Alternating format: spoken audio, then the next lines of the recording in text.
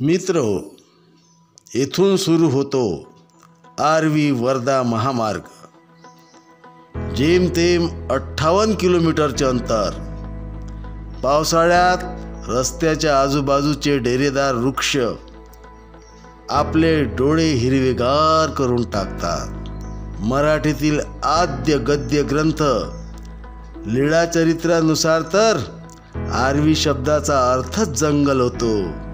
म्हणजे कधी काळी येथे घनदाट जंगल होते आणि या जंगलातच आता हे आर्वी गाव वसले आहे। 2 वर्षाआधी आर्वी वर्धा रस्त्याचे रूपांतर महामार्गात झाले आणि हा रस्ता एका मजबूत सिमेंट रस्त्यामध्ये रूपांतरित झाला।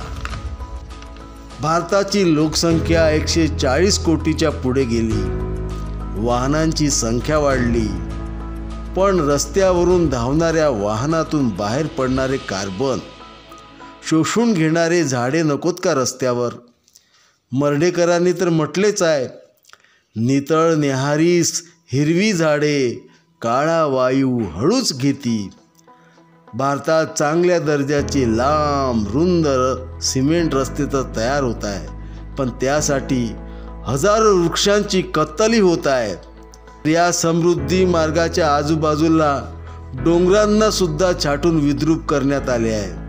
वृक्ष आणि डोंगर मोठ्या प्रमाणात नष्ट करण्यात आले आहे। जंगलं नष्ट झाली की भूस्खलन होते, महापुरे येतात, शेकडो गावे धरतीच्या पोटात गडप होतात। विकास आपल्याला हवाच, पण तो निसर्गाला भकास करणारा नको।